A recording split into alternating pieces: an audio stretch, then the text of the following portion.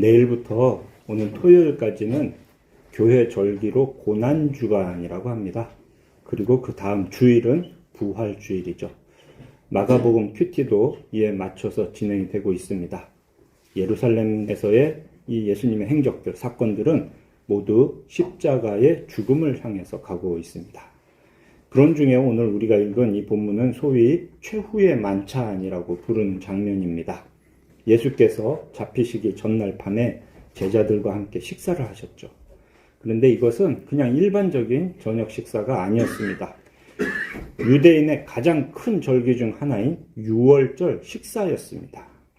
오늘 우리는 이 말씀을 통해서 두 가지 사실을 깨닫게 되기를 바랍니다. 첫째, 유월절 식사가 예수님의 구원 사역과 어떤 관계가 있는가? 둘째, 이렇게 제정된 성찬식은 오늘 우리에게 어떤 유익을 주는가? 말씀을 들어서 이 성찬식의 의미를 깨닫고 또 이어서 거행되는 성찬식을 통해 그 의미가 우리의 몸에 체화되어서 우리 모두의 믿음이 자라고 굳건해지는 그런 은혜가 우리 모두에게 함께 하시기를 간절히 바랍니다. 자, 마가복음의 핵심 기억하십니까? 10장 45절. 인자가 온 것은 섬김을 받으려 함이 아니라 도리어 섬기려 하고 자기 목숨을 많은 사람의 대속물로 주려 함이라. 자기 목숨을 많은 사람의 대속물로 주려 하신 예수님은 그 일의 때를 유월절 절기에 맞추셨습니다. 유월절에 맞춰서 예루살렘에 들어오셨고요. 유월절을 앞두고 성전을 정결하게 하셨습니다. 그리고 이제는 마지막으로 제자들과 함께 유월절 식사를 하시기 위해 특별한 장소도 준비를 해주셨습니다. 이때 예수님의 마음이 누가복음 22장 15절에 이렇게 기록되어 있습니다. 내가 고난을 받기 전에 너희와 함께 이 유월절 먹기를 원하고 원하였노라. 유월절 식사를 제자들과 함께 하는 걸 간절히 원하셨어요. 언제? 고난을 당하시기 전에. 십자가에 달려 죽으심으로 자기 목숨을 많은 사람의 대속물로 주려 하셨던 예수님은 왜 유월절 식사 후에 그 일을 하려고 하셨을까? 그 이유를 이해하려면 먼저 유월절이 무슨 날인지부터 아셔야 됩니다. 출애굽기 12장에 기록된 유월절에 관한 말씀을 좀 짚어드릴게요.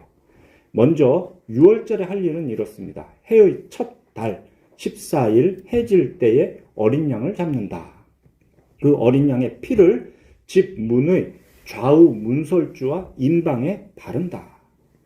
그 어린 양의 고기를 불에 구워서 무교병과 쓴 나물과 함께 그날 밤에 다 먹는다. 왜 이런 일을 하는 걸까요? 유월절의 의미는 12장 13절에서 이렇게 말합니다. 내가 애굽 땅을 칠 때에 그 피가 너희가 사는 집에 있어서 너희를 위하여 표적이 될지라. 내가 피를 볼 때에 너희를 넘어가리니 재앙이 너희에게 내려 멸하지 아니하리라. 애굽 모든 집에 재앙이 내리는데 그 문 좌우와 위에 어린 양의 피를 바른 집은 그 재앙이 그냥 지나간다, 넘어간다. 이것이 유월절의 핵심입니다. 유월절 한자로는 넘을 유, 넘을 월, 다 넘는다라는 말이고요. 영어로는 패스오버, 이렇게 넘어서 지나간다라는 의미, 이 절기입니다. 이렇게 유월절에 대한 의미를 말씀해 주신 하나님은 이어서 이런 명령도 더해 주셨습니다. 14절. 너희는 이 날을 기념하여 여호와의 절기를 삼아 영원한 규례로 대대로 지킬지니라. 이렇게 유월절을 절기로 지키라는 규례가 주어졌죠. 이게 나중에 보면 성찬식을 지키라라는 규례로 이어지는 겁니다. 그렇게 첫 번째 유월절을 지낸 그날 밤 마지막 10번째 재앙이 애굽 온 땅을 덮쳤고요. 사람이나 짐승을 막론하고 모든 처음 난 것이 다 죽었습니다. 그런데 그때 하나님의 말씀대로 어린 양의 피를 바른 집은 그 재앙이 넘어갔던 거죠. 그렇게 끔찍한 재앙을 당한 애굽 왕 바로는 마침내 자기 나라에서 이스라엘 백성들을 내보냈습니다. 그렇게 애굽에서 노예 생활을 했던 하나님의 백성 이스라엘이 자유를 얻은 그 출애굽, 이 출애굽을 영원토록 기념하는 절기가 바로 유월절입니다. 제가 지난주 설교 때 성전의 역사를 간략히 말씀을 드렸죠.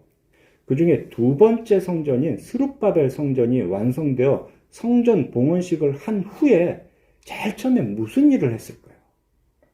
에스라 6장을 보면 바로 그때도 유월절을 온 이스라엘이 모여 대대적으로 지켰다고 합니다. 바벨론 포로에서 돌아온 이스라엘 백성들은 그 옛날에 애굽으로부터의 구원을 기념하는 그 유월절 절기를 새로 건축한 재건한 성전에서 지켰던 겁니다. 그렇게 하나님께서 베풀어 주신 자유와 해방의 은혜를 기념하기에 딱 맞는 절기가 바로 유월절인 거죠. 예루살렘에 솔로몬 성전이 세워진 이후로는 모든 이스라엘 민족은 예루살렘에 모여서 유월절을 지켜야 했습니다. 그런데 이스라엘의 역사, 열왕기나 역대기를 보면은 이게 제대로 된 적이 거의 없었다는 걸 알 수가 있어요. 역대하 30장에서 히스기야가 왕이 된 첫 해에 성전을 정결하게 했다라고 합니다. 성전을 그렇게 정결하게 한 다음에 한 일이 바로 또 유월절 절기를 성대하게 지킨 것이었어요.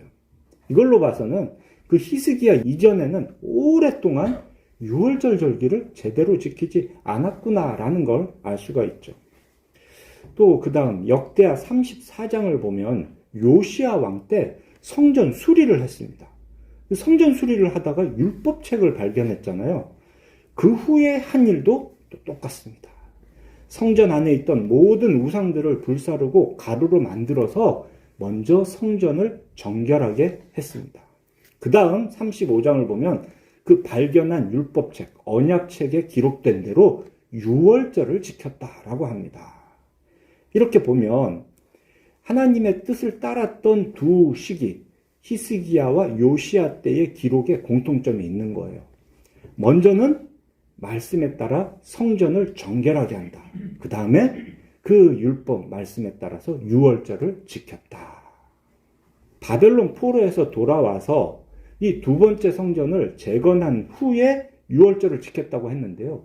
그때도 마찬가지였습니다. 에스라 6장 21절을 보면 자기 땅에 사는 이방 사람의 더러운 것으로부터 스스로를 구별한 모든 이스라엘 사람들이 유월절에 참여했다라고 하거든요. 이런 역사를 통해서 우리는 유월절의 구속사적인 의미를 분명히 알 수가 있습니다. 유월절은 민족이 다른 민족의 압제를 받는 그런 정치적 상황에서 해방됐다라는 거에서 시작했는데 실제 더 중요한 의미는 그런 정치적, 민족적인 해방보다 죄로부터의 해방이 더 중요하다는 겁니다. 그래서 예수님은 이 유월절에 자신의 구원사역의 정점을 맞추셨어요. 자신을 대속물로 드리는 십자가의 죽음을 유월절 절기에 맞춰서 이루신 겁니다. 예수께서 먼저 예루살렘에 들어오셨을 때 하신 일이 뭐죠? 성전을 깨끗이 하신 거잖아요. 그렇게 성전을 정결하게 하신 것도 그렇고 유월절 어린 양과 같이 자신의 몸과 피를 주신 것도 그렇고 이 모든 것들이 다 구약 성경에서 쭉 이어왔던 그 구속사적인 배경이 있다라는 것을 우리는 기억을 해야 됩니다. 그렇게 구약의 모든 언약을 예수님은 성취하신 겁니다. 자, 이런 구속사적인 배경하에 유월절과 예수님의 사역의 관계를 좀 이해하시고 그 다음 본문을 좀 살펴보겠습니다. 이제 유월절 식사를 하십니다. 이 식사는 크게 보면 떡과 포도주를 나눠 먹는 겁니다. 그 중에서 예수께서 떡에 대해서 하신 행위, 이것을 오늘 본문 22절은 4개의 동사로 표현을 합니다. 먼저 떡을 가지사, 떡을 취하다, 이런 말씀을 먼저 하셨죠. 그 다음에 축복하시고 라고 되어 있습니다. 이것은 잔을 들고 할 때 감사드렸던 거와 같은 그런 의미입니다. 오병이어나 칠병이어 때도 떡을 들고 축사하셨다라고 했거든요. 그 축사하신 거나 축복하신 거나 감사 기도하신 거나 다 같은 말입니다. 핵심은 감사라는 거죠. 떡과 포도주를 주신 우리에게 양식을 주신, 우리에게 모든 것을 주신 하나님께 감사하는 것. 이것이 축복이라는 말로 쓰였는데요. 정확하게 축사하셨다, 감사 기도하셨다. 이렇게 기억하시면 좋겠습니다. 자, 그리고 세 번째가 떼어입니다. 떼어. 떡을 떼어서. 영어로 breaking, 깨뜨리다, 찢다. 이런 의미가 있는 말입니다. 자, 이렇게 뗀 떡을 예수님께서 마지막으로 이제 주셨습니다. 사람들에게 주다. 한 덩어리로 된 떡을 쪼개서 각 사람들에게 나누어 주셨죠. 이렇게 네 개의 동사가 성찬식에서 떡에 대해서 일어난 일인데요. 이 중에서 오늘은 저는 특별히 떼다라는 동사에 대해서 조금 더 설명을 드리고자 합니다. 떼어진 떡을 두고 예수님이 이렇게 말씀하셨어요. 이것은 내 몸이니라. 그냥 이렇게 커다란 떡을 두고 한 게 아니고요. 떼어진 떡을 두고 그렇게 말씀하셨습니다. 이 떼어진 떡이 예수님의 몸이다라는 게 무슨 의미인가? 이것을 설명하는 여러 가지 이론들이 있는데요. 우리 고신교단은 영적 임재설을 따릅니다. 이게 칼빈 이후로 개혁교에서 따르는 원리인데요. 영적이라는 것은 성령님의 역사로 이루어진다. 그런 말이에요. 우리의 영혼이 어떻게 된다. 이게 아니고 성령. 그게 영적입니다. 성령님의 역사로 이루어지는 일이다. 그리고 임재설은 진짜로 임재하신다. 참으로 임재하신다. 이런 말이에요. 그래서 예수님의 참된 몸이 성령님의 역사를 통해서 참으로 이 떼어진 떡에 임하신다라는 거. 이걸 줄여서 영적 임재설이라고 합니다. 예수님 당시에 드셨던 무교병은 그냥 이렇게 둥글넓적하게 생겼다고 해요. 그리고 그것을 잘게 찢어서 떼어서 사람들과 나눠 먹었던 거죠. 그렇게 떼어진 떡을 두고 예수님은 이것이 내 몸이다 라고 하셨죠. 그 떼어진 몸은 우리를 위해 이제 잠시 후 십자가에 달려 죽으신 이 예수님의 몸을 예표하는 것입니다. 그리고 또한 그렇게 떼어져서 우리에게 나눠진 이 떡은 우리에게 생명을 주는 생명의 양식이 됩니다. 오늘날 우리는 성찬식을 할 때 그렇게 둥글넓적한 떡을 떼어 나눠 먹지는 않습니다. 칼로 미리 잘라둔 요 카스테라를 우리가 다 나눠 먹죠. 그거 말씀대로 하려면, 그때 당시 예수님처럼 하려면은 둥글넓적한 떡을 다 손으로 떼어서 나눠 먹어야 되는 거 아니냐, 이런 생각을 우리가 할 수 있어요. 야, 그게 진짜 말씀에 따르는 거 아니냐라고 할 수 있어요. 자, 그런데 그런 식으로 떡 자체에 의지할 일은 아닙니다. 꼭 이런 떡 아니면 안 돼! 라고 하다 보면 그 떡 자체가 우리에게 하나의 우상과 같은 그런 역할을 하게 될 수 있어요. 그래서 오늘날은 카스테라로 하든 다른 떡으로 하든 무슨 빵으로 하든 떼어 나누어 주신다라는 것을 여러분들에게 보여주기 위해서 빵 한 조각을 들어서 이렇게 떼는 그 행위를 목사가 하죠. 그냥 그 행위를 통해서 이 예수님의 떼어 주신다라는 그 말씀을 그대로 대체를 합니다. 자, 이렇게 떡에 대한 행위를 보았고요. 다음으로 잔에 대한 말씀입니다. 예수님은 포도주 잔에 대해서 이것은 많은 사람을 위하여 흘리는 피, 곧 언약의 피다. 이렇게 말씀을 하셨어요. 언약의 피. 이게 또 출애굽기에 나오는 말이거든요. 출애굽기 24장 8절을 보면 하나님과 이스라엘 백성들이 시내산에서 받은 그 언약에 대해 체결식을 따로 거행을 합니다. 그때 짐승을 잡죠. 거기에 보면은 언약의 피라는 말이 처음 등장합니다. 그 언약 체결식을 하는 중에 모세가 짐승의 피를 백성들에게 뿌린단 말이에요. 그러면서 이렇게 말합니다. 이는 여호와께서 이 모든 말씀에 대하여 너희와 세우신 언약의 피니라. 그렇게 언약의 피를 뿌린 다음에 모세와 아론, 나답, 아비후, 또 이스라엘 장로 70인들, 그들이 여호와의 산에 올라가서 하나님을 뵙고 먹고 마셨다고 합니다. 이게 참 보통 일이 아닌 거예요. 하나님 앞에 가는 게 별일인가 하지만 우리는 알고 있습니다. 이 이전에는 율법을 받을 때 시내산에는 모세 말고는 아무도 가까이 접근하지 마라. 이렇게 하셨거든요. 왜? 가까이 오면 내가 죽여버릴 거니까. 자, 그런데 지금 언약의 피를 뿌린 자들은 시내산으로 올라가서 하나님 앞에서 먹고 마셨다고 합니다. 하나님께서 그 피 뿌린 자들에 대해서는 존귀하게 여기셔서 그들에게 손을 대지 않으셨다라고 하는 거죠. 거기에서 언약의 피다라는 말이 처음 나왔습니다. 그러니 그 언약의 피, 이 포도주 단을 받는 오늘 우리의 성찬식도 그런 겁니다. 우리의 이 더러운 육체는 거룩하신 하나님이 계시는 그 하늘나라에 갈 수가 없어요. 그러니 예수님이 하늘나라에 계신데 우린 예수님 근처도 못 가는 겁니다. 자, 그런데 우리는 이 언약의 피에 힘을 입어서 예수님의 은혜에 힘입어서 성령의 역사로 우리의 영혼이 하늘로 올라가는 경험을 하는 게 바로 성찬식입니다. 그렇게 하늘나라에 우리가 올라가서 그곳에서 주님의 몸과 피를 먹고 마시는 거예요. 이 성찬식을 할 때 떡과 잔이 여기 있다고 해서 우리가 여기서 떡과 잔에 대해 축사하시고 이제 성찬식 합니다 하면 하늘나라에 계신 예수님이 여기로 내려오시는 게 아니고 이 자리가 시작될 때 우리의 영혼이 하늘나라로 올라가는 거예요. 바로 그 언약의 피의 효과로, 성령님의 역사로. 그렇게 성령님의 역사로 하늘나라에 올라가서 우리는 예수님의 몸과 피를 먹고 마시는 건데 그때도 성령께서 또 일을 하십니다. 성령께서 그 하늘나라에 계시는 실제 예수님의 몸에 역사하셔서 올라간 우리의 영혼이 예수님의 몸을 먹을 수 있도록 해주십니다. 또 동시에 성령님은 우리의 영혼에도 역사를 하셔서 우리로 그 예수님의 몸을 먹을 수 있게 해주는 거죠. 그렇게 우리는 하늘에 올라가서 주께서 주시는 하늘의 양식을, 생명의 양식을 먹고 마시게 되는 겁니다. 자, 이런 성찬이 우리에게 어떤 의미가 있을까?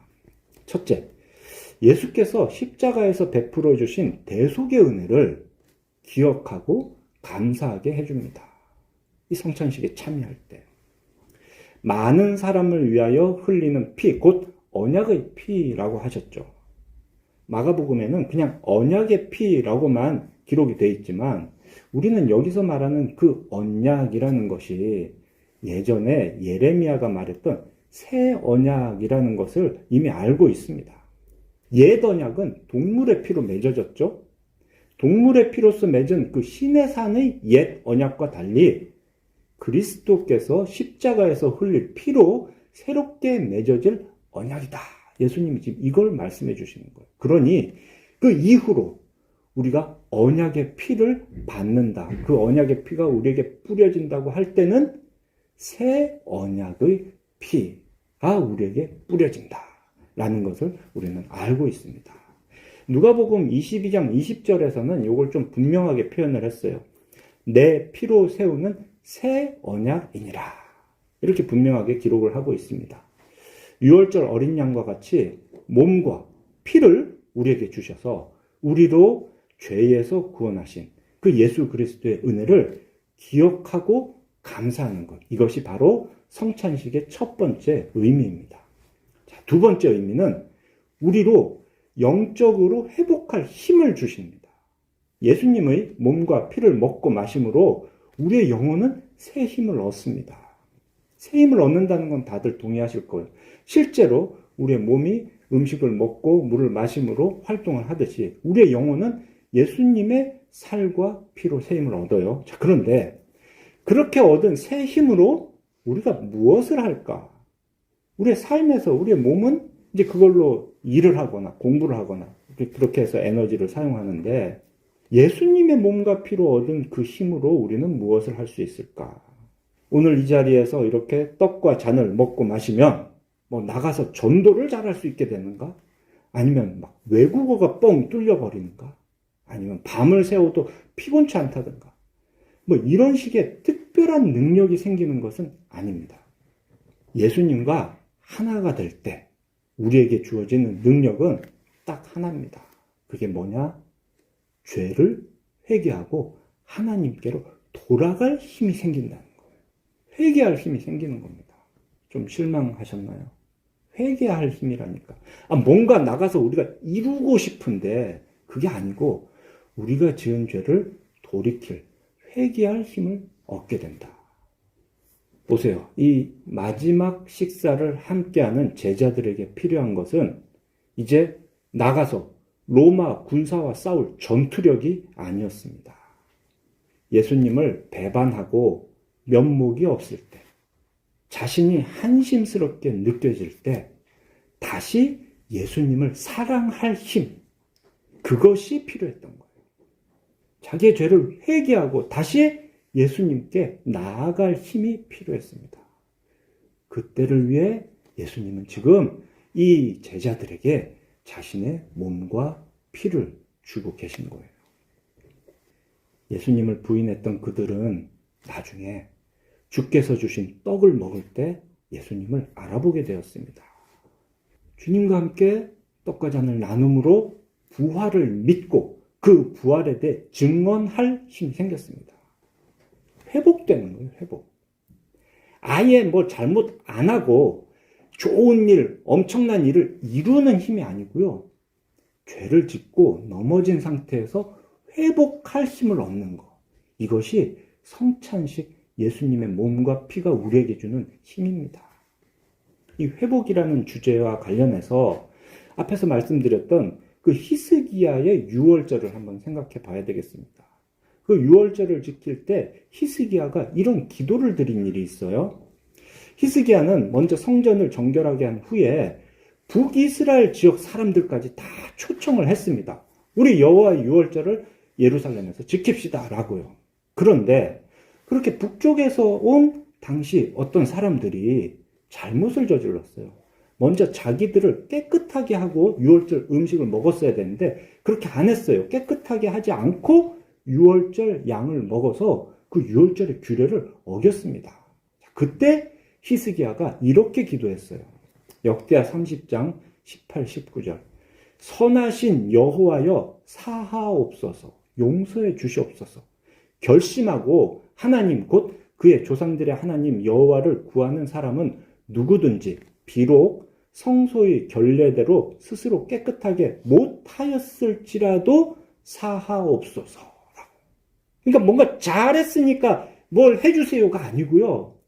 우리가 이렇게 큰 죄를 지었어도 용서해 주세요. 이게 그 믿음의 사람 히스기야 때 대대적으로 지켰던 유월절 때 드렸던 기도입니다.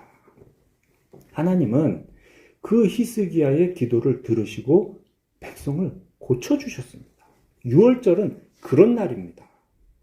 죄를 지어도 회개하고 기도할 때 하나님께서 회복시켜 주시는 은혜의 날이 바로 유월절입니다. 그래서 그 유월절 식사에서 이어지는 성찬식도 그런 거예요. 뭔가를 할 수 있는 엄청난 힘을 구하는 게 아니고요. 늘 실패하고 늘 죄를 범하는 우리가 다시 회개하고 다시 주께 돌아갈 힘을 얻는 것. 이것이 바로 성찬식인 겁니다. 이게 오늘 본문의 구조에서도 알 수 있는 거예요. 지금 우리는 딱 중간에 있는 성찬식 예수님의 제정의 말씀만 보았는데요. 실제로 식사는 그 앞에서부터 시작이 됐습니다. 17절부터가 지금 식사하고 있는 중이에요. 그리고 31절까지가 다 식사의 시간입니다.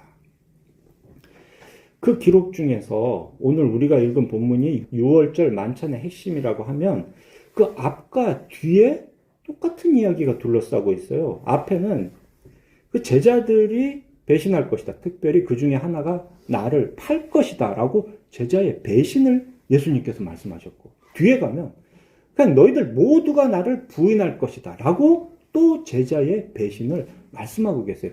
이게 한 밥상 안에서 일어나는 이야기입니다. 그렇게 제자들의 배신과 배신 사이에 자신의 몸을 많은 사람의 대속물로 주시는 그 예수님의 헌신에 대한 말씀이 딱 들어있는 겁니다. 여기서 우리는 이 성찬의 효력에 대해 중요한 원리 하나를 깨닫게 되는 거죠. 예수님의 몸이라는 떡을 먹고 언약의 피라는 그 잔을 받는다 해도 제자들의 생각이 조금도 변하지 않았구나. 자, 예수님께서 직접 축사하신 그 떡과 잔이 제자들에게 무슨 특별한 효력을 발휘하진 않았구나. 그러면 도대체 성찬식을 통해서 우리가 기대할 것이 무엇이냐? 오직 성령님의 역사, 이것 하나인 겁니다.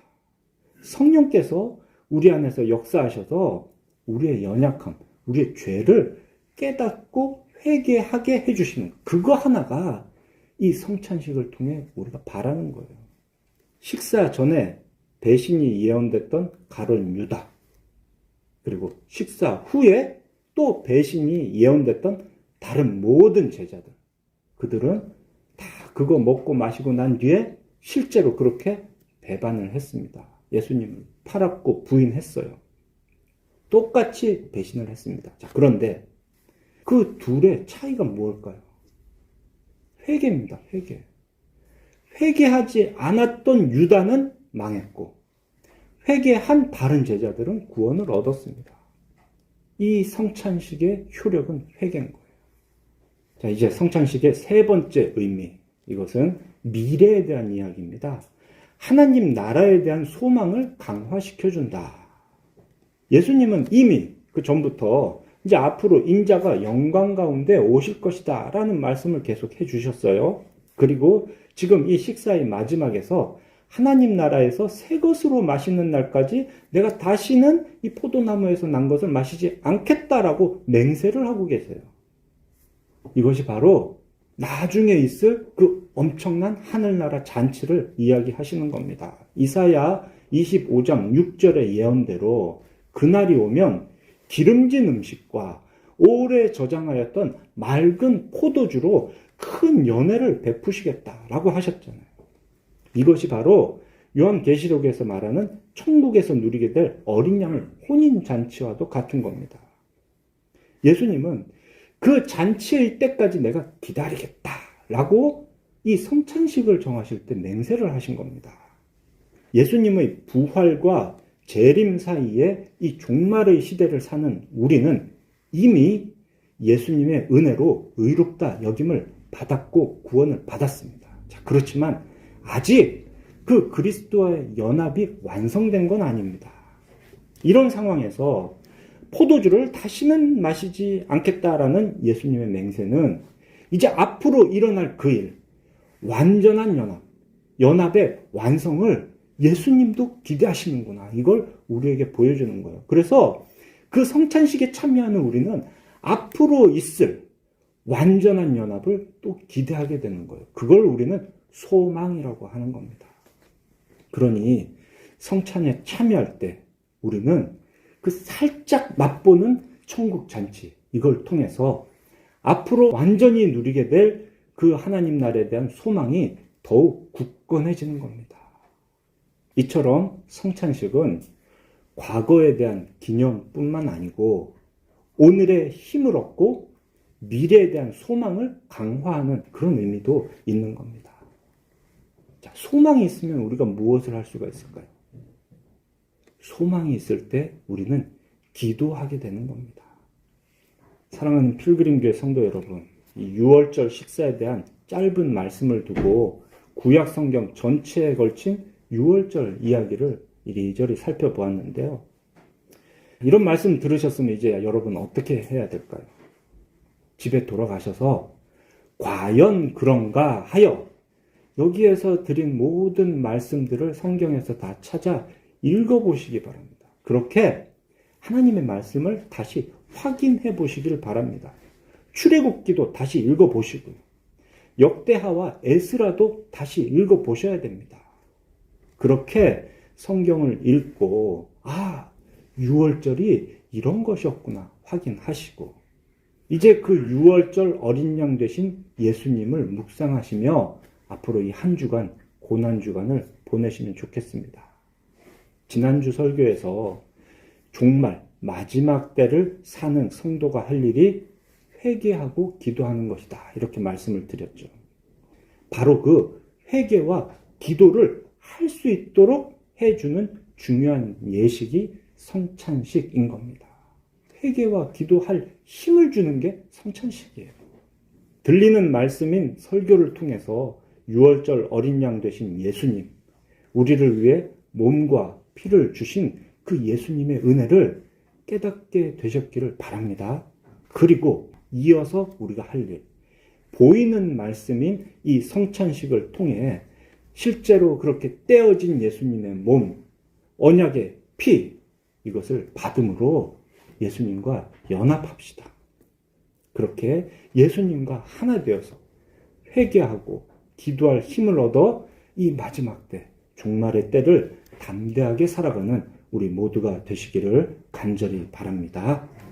기도하겠습니다. 거룩하신 하나님 아버지, 죄인인 우리를 거룩한 백성 삼으시려고 독생자를 내어주신 아버지 사랑을 찬양합니다. 스스로 6월절 어린 양이 되셔서 몸과 피를 주심으로 우리를 죄에서 구원하신 예수님의 풍성한 은혜에 영광을 돌립니다. 성찬식을 통해 예수님과 온전한 연합을 이루게 하시는 성령님의 역사하심에 감사드립니다. 말씀과 성찬을 통해 종말의 시대를 담대하게 살아갈 새 힘을 채워 주시옵소서. 삼위 하나님의 은혜에 의지해서 죄를 회개하고 기도할 때 우리의 기도를 들어 응답하여 주시옵소서. 감사드리며 예수 그리스도의 이름으로 기도합니다. 아멘.